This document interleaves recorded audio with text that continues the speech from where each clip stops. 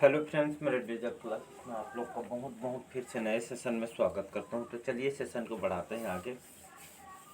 तो पिछले क्लासेस को आप लोग आई थिंक देखे होंगे। मोस्ट इंपॉर्टेंट क्वेश्चन हिस्ट्री के सारे क्वेश्चन जो है आपके लूसेंट से क्वेश्चन को तैयार किया है। यहाँ से जितने भी क्वेश्चन हैं आपके एग्जाम में, प्रीवियस ईयर के एग्जाम में क्वेश्चन पूछा गया है। आप कोई भी एग्जाम का क्वेश्चन पेपर उठा के आप देख सकते हैं। हिस्ट्री के मोस्ट इंपॉर्टेंट क्वेश्चन है।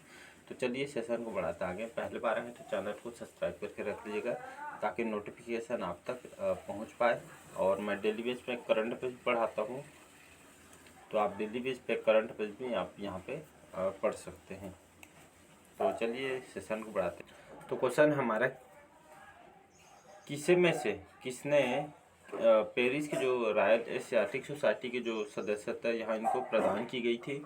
तो आपका दादा भाई नौरोजी को, राजा राम मोहन राय को, माइकल मसुदुन है आपका, तो मसुदन दत्त जी को या विवेकानंद जी को। तो इसका जो करेक्ट आंसर हो जाएगा आपके माइकल मसुदन दत्त। इनको जो रॉयल एशियाटिक जो सोसाइटी की सदस्यता इनको प्रदान की। कहने का मतलब है पेरिस को जो रॉयल जो एशियाटिक सोसाइटी की सदस्यता पाने वाले पहले भारतीय माइकल मधुसूदन दत्त है। तो इसको याद रखिए, हमारे भारतीय थे जिनको यहाँ सदस्यता प्रदान की गई थी। अगला क्वेश्चन देखते हैं। अगला क्वेश्चन है मोस्ट इम्पोर्टेंट क्वेश्चन है, इनमें से किस अंग्रेज ने सर्वप्रथम भागवत गीता का अंग्रेजी में इन्होंने अनुवाद किया था? विलियम जोन्स ने, चार्ल्स विल्किंसन ने, कनिंघम ने, आपके जॉन मार्शल ने। तो इसका जो करेक्ट आंसर हो जाएगा चार्ल्स विल्किंसन करेक्ट आंसर हो जाएगा। ये आपके एग्जाम में बहुत बार रिपीट किया गया है, तो इसको याद रखिए। तो चार्ल्स जो ईस्ट इंडिया कंपनी के जो एक कर्मचारी थे, ईस्ट इंडिया कंपनी तो नाम सुने होंगे। तो ईस्ट इंडिया कंपनी के जो कर्मचारी थे चार्ल्स विल्किंसन, तो इन्होंने पहली बार कौन से सन में, अगर डेट पूछे तो भी आपको याद होना चाहिए, तो 1785 में। तो पहली बार 1785 में गीता का इन्होंने संस्कृत से, अब गीता सभी आपके संस्कृत में लिखा गया था गीता का, लेकिन उन्होंने अंग्रेजी में अनुवाद कर दिया था। तो ये आपका 1785 में इन्होंने गीता का संस्कृत में अंग्रेजी में अनुवाद इनके द्वारा की गई थी। तो इसको याद रखिएगा। तो चार्ल्स विल्किंसन कौन थे? तो ये आपके ईस्ट इंडिया कंपनी के एक कर्मचारी थे। अगला क्वेश्चन देखते हैं। उन्हीं में से एक कालिदास की प्रसिद्ध रचना शकुंतला का अंग्रेजी में अनुवाद हुआ था। तो जो जो आपके जो कालिदास जी, उनके जो बहुत ही जो विख्यात जो रचना है जो आपके ज्ञान शाकुंतलम, इस अंग्रेजी में अनुवाद किसने किया था? विलियम जोन्स ने, चार्ल्स विल्किंसन, हेनरी कोलब्रुक या आपका वोल्फ गैंगगेट के द्वारा। तो कालिदास की जो प्रसिद्ध रचना जो ज्ञान जो शाकुंतलम का अंग्रेजी अनुवाद किया था आपके विलियम जोन्स के द्वारा। तो इसका याद रखिए, बहुत इंपॉर्टेंट क्वेश्चन है। तो लगभग कौन से सन में? 1784 में ये आपका इन्होंने अनुवाद किया था। तो इसको याद रखिए। इसके साथ साथ अभी बहुत सारे वेद का भी यूरोपीय भाषा में इनके द्वारा अध्ययन किया गया था। तो इसको याद रखिएगा। दोनों क्वेश्चन इंपॉर्टेंट है, एग्जाम में आए हुए क्वेश्चन हैं। कोई भी क्वेश्चन यहाँ कराने कोई मतलब ही नहीं है। अगला क्वेश्चन है, ब्रिटिश सरकार ने किस अधिनियम के तहत सबसे पहले भारत में 1 लाख रुपये दिए थे? चार्टर अधिनियम जो 1813 में, चार्टर अधिनियम 1853 में, भारत परिषद अधिनियम 1992 में, या वुड डिस्पैच 1854 में। ये वुड डिस्पैच जो मिलान करने के लिए आता है, वुड डिस्पैच हुआ था आपका 1854 में। तो इसको याद रखें। अगर इसका करेक्ट आंसर हम देखें तो जो 1818 के चार्टर अधिनियम जो है 13, 1818 जो चार्टर अधिनियम के 13 में ये आपके कहा जाता है आधुनिक भारतीय शिक्षा की नींव इसमें रखी गई थी। याद रहे, जो कि आपके भारत में 1 लाख रुपये इस अधिनियम के तहत ब्रिटिश सरकार ने दिया था। ये आपके खास करके जो भारतीय शिक्षा को, आधुनिक भारतीय शिक्षा की नींव इसमें रखी गई थी। इसको याद रखिए। मतलब यहाँ पर जो इस कंपनी के तहत जितने भारतीय को शिक्षित करने की जिम्मेदारी ली थी, और साथ ही साथ कंपनी ने भारतीयों को शिक्षा के लिए हर वर्ष, प्रत्येक वर्ष 1 लाख रुपये व्यय स्वीकृत किया गया था। मतलब 1 लाख रुपये आपके शिक्षा में खर्चा किया जाएगा, ऐसा करके यहाँ पे इन लोग अधिनियम बनाए थे। और चार्टर अधिनियम में जो मिशनरियों को भारत में अपने आधुनिक अंग्रेजी स्कूलों की स्थापना भी अनुमति साथ में दी गई थी। तो इसको याद रखिएगा। तो 1800 अधिनियम जो 1818-13 आपके इससे संबंधित है, तो आपके आधुनिक भारतीय शिक्षा के नींव रखी गई थी, तो इसको याद रखिएगा। अगला क्वेश्चन देखते हैं। अगला क्वेश्चन देखते हैं। हंटर कमीशन की रिपोर्ट में विकास पर विशेष जोर दिया गया था। बालिकाओं की शिक्षा को, उच्च शिक्षा को, प्राथमिक शिक्षा को या तकनीकी शिक्षा को? इसका जो करेक्ट आंसर हो जाएगा आपका बालिकाओं की शिक्षा को यहाँ पे विशेष जोर दिया गया था। जो हंटर कमीशन जो लाया गया था, तो इसके तहत यहाँ पे ये आपका जो ब्रिटिश जो थे भारत में शिक्षा के विकास पर अधिक जोर दिया था। इसमें आपका जो बालिकाओं के लिए जो फीमेल जो बच्चे हैं, तो बालिकाओं के लिए सरल इन लोग का जो सिलेबस वगैरह जो पाठ्यक्रम है उसको सरल और इसमें पूरा तरीके से इसको निःशुल्क शिक्षा व्यवस्था यहाँ पे की गई थी। और यहाँ पे जितना भी हो सके इन लोग हंटर कमीशन में जो कमेटी थी उसको उन तरफ से लोग बच्चों के लिए पैसे उन लोग लगाते थे। इसको याद रखिएगा। तो ये सब निःशुल्क शिक्षा व्यवस्था की गई थी। इसका ए ऑप्शन करेक्ट आंसर हो जाएगा। अगला क्वेश्चन देखते हैं। नेशनल काउंसिल ऑफ एजुकेशन की स्थापना किसने की थी? तो मतलब कौन से सन में की गई थी? 15 अगस्त 1903 में, 15 अगस्त 1905 में, या 15 अगस्त 1906 में, या 15 अगस्त 1904 में? तो नेशनल काउंसिल ऑफ एजुकेशन की स्थापना कब की गई? तो इसका जो करेक्ट आंसर हो जाएगा 15 अगस्त 1906 में नेशनल काउंसिल ऑफ एजुकेशन की स्थापना की गई थी। हाँ, तो इसका जो करेक्ट आंसर हो जाएगा आपका 15 अगस्त 1906। याद रखिए। तो नेशनल काउंसिल ऑफ एजुकेशन की स्थापना हुई थी आपके 15 अगस्त 1906 को। तो आपके जो सदगुरु जो दास बनर्जी द्वारा जो कि यहाँ पे जो शिक्षा को इसमें बढ़ावा देना, तो खास करके इसमें जो तकनीकी शिक्षा है, लोगों को यहाँ पे तकनीकी शिक्षा को स्थापित करना था और लोगों को इसका जागरूक करना था तकनीकी के बारे में, मतलब यहाँ पे स्थापित करके सब जगह जगह इसको फैलाना था। अगला देखते हैं। सदलर आयोग किससे संबंधित है? न्यायपालिका से, राजस्व प्रशासन से, शिक्षा से, या पुलिस प्रशासन? तो आपका जो सैडलर है, आपका सदलर लिखा गया, सैडलर है। सैडलर आयोग आप किससे संबंधित है? ये आपके शिक्षा से संबंधित है, इसको याद रखिएगा। तो सन 1913 की बात है। तो सन 1913 के ये आपका शिक्षा संबंधी एक तरह का आपका सरकारी प्रस्ताव था, जो 1913 में इसको ये सैडलर आयोग के माध्यम से इसको लाया गया था। इसमें प्राथमिक और माध्यमिक और उच्च शिक्षा को उन्नति और विस्तार के लिए इसको लाया गया था, इसमें विचार किया गया था। और यहाँ पे जो शिक्षक थे उन लोग को खास करके इसके बारे में मतलब एक तरह से उनको वो ट्रेनिंग देना था ताकि बच्चों को इससे लाभ हो सके अच्छा से। और आपका जो सैडलर जो आयोग का एक और दूसरा नाम दिया गया था, आपका उच्च शिक्षा आयोग का इसको नाम दिया गया था। इसको याद रखिएगा। ये जो पद्धति थी आपका 10+2+3 ऐसा करके यहाँ पे इसका जो माइकल जो सैडलर इस समिति का अध्यक्ष इनको बनाया था, ये आपके इसके पैटर्न पर इसको बनाया गया था। 10+2+3 पैटर्न की ये आपके सिफारिश यहाँ पे ये शिक्षा के लिए इसको की गई थी। अगला क्वेश्चन देखते हैं। भारत के औपनिवेशिक कार्य में अधोमुखी निस्पंदन सिद्धांत किससे संबंधित था?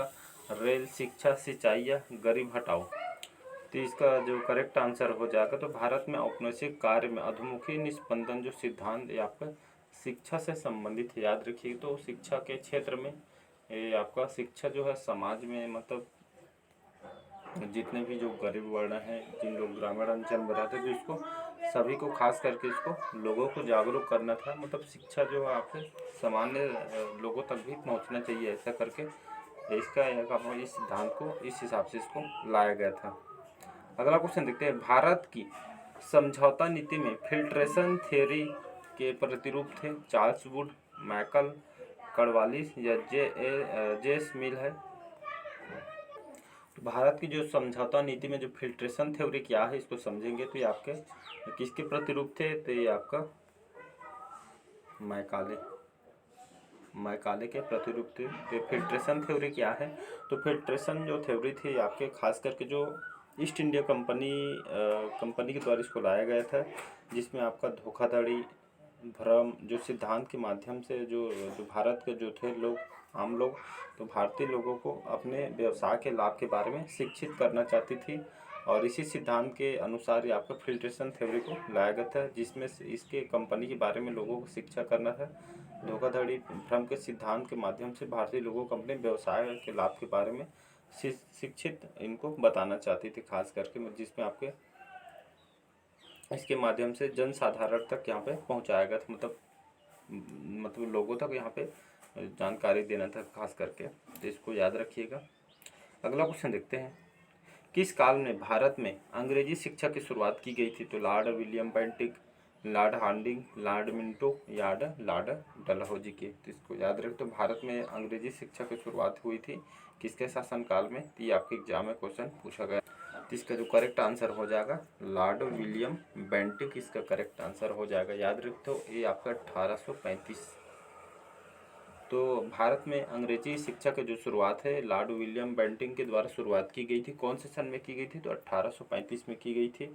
तो अंग्रेजों ने भारत में अंग्रेजी को शिक्षा को एक माध्यम बनाया गया था। फिर विलियम जो बेंटिक थे, जो भारत के गवर्नर जनरल, और लॉर्ड मैकाले ने भारत में अंग्रेजी जो शिक्षा शुरू करने का इन्होंने फैसला किया था, जिसमें अहम जो रोल थे आपके विलियम बेंटिक ने निभाया था। साथ में लॉर्ड मैकाले भी थे, जो कि भारत के जो विलियम बेंटिक थे आपके भारत के गवर्नर जनरल थे, और लॉर्ड मैकाले, इन दोनों ने भारत में जो अंग्रेजी शिक्षा इसको बढ़ावा दिएगा, यहाँ पे भारत में अंग्रेजी शिक्षा मतलब दिया जाए, ऐसे करके उन्होंने ये आपका समझौता किया था। और ये जो अधिनियम है, अंग्रेजी जो शिक्षा जो अधिनियम है, ये आपका कब लाया गया था? तो 1835 में इसको लाया गया था। किसके द्वारा लाया गया था? तो ये एग्जाम में पूछा है बहुत बार, याद रखिए। लॉर्ड विलियम बेंटिक के द्वारा 1835 में इनके द्वारा बनाया गया था इस अधिनियम को, और लाया गया था, बनाया गया था, सेम ही है। तो इसको याद रखिएगा, ये आपके एग्जाम में क्वेश्चन पूछा गया है।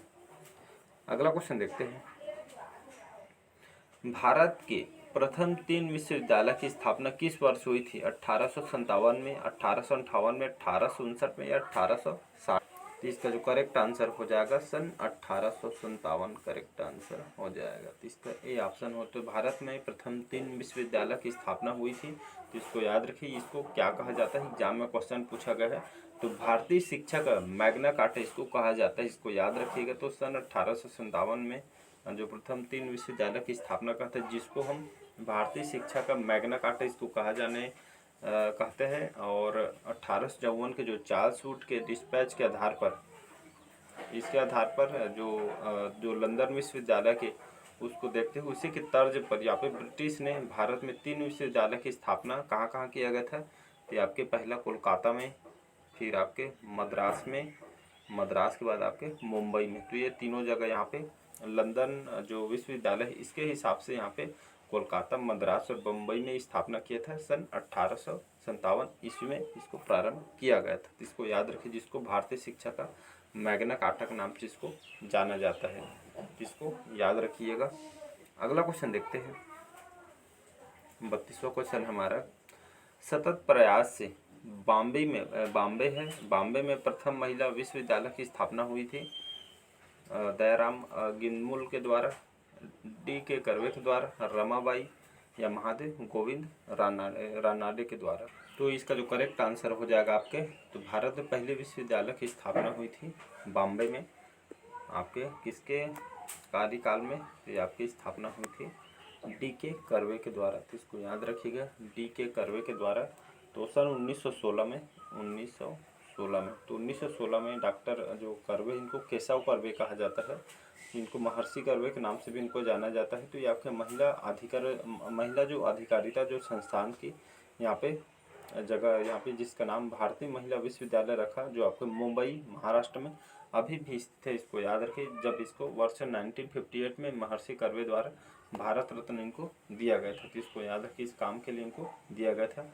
और इस विश्वविद्यालय का जो आदर्श वाक्य है, इसका जो मोटो रखा गया है, एक पतली महिला अनंत शक्ति का स्रोत, एक मोटो है। ये आदर्श वाक्य यहाँ पे रखिए, कहाँ पे है? तो मुंबई महाराष्ट्र में, महाराष्ट्र की राजधानी है मुंबई। तो यहाँ पे इसको बनाया गया है। तो इसको याद रखिए, शिक्षा के लिए इसको बनाया गया है। तो इसको याद रखिएगा। अगला क्वेश्चन देखते हैं, डेक्कन एजुकेशन सोसाइटी की स्थापना किससे संबंधित थी? जस्टिस रानाडे, फिरोज शाह मेहता, बाल गंगाधर तिलक, दयानंद सरस्वती।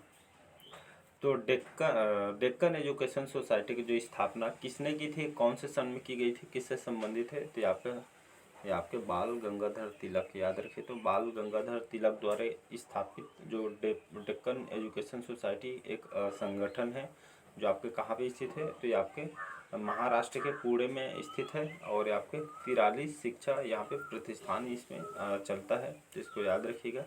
और इसको 1884 में 24 अक्टूबर 1884 में इसकी डेक्कन ऑफ एजुकेशन सोसाइटी की स्थापना महाराष्ट्र पुणे में की गई है, जिसको याद रखिए। इसके संस्थापक कुछ है तो बाल गंगाधर तिलक से संबंधित है, जिसको याद रखिएगा। तो चलिए, आज का सेशन कैसे लगा कमेंट करके ज़रूर बताइएगा। पहले बार आए तो चैनल को सब्सक्राइब करके रख लीजिएगा ताकि नोटिफिकेशन जो है आप तक पहुंच पाए। सारे क्वेश्चन इंपॉर्टेंट लूसेंट से क्वेश्चन को तैयार किए गए हैं। तो चलिए मिलते हैं अगले पार्ट में। आज हम जो सेशन यहीं तक रखते हैं। Thank you.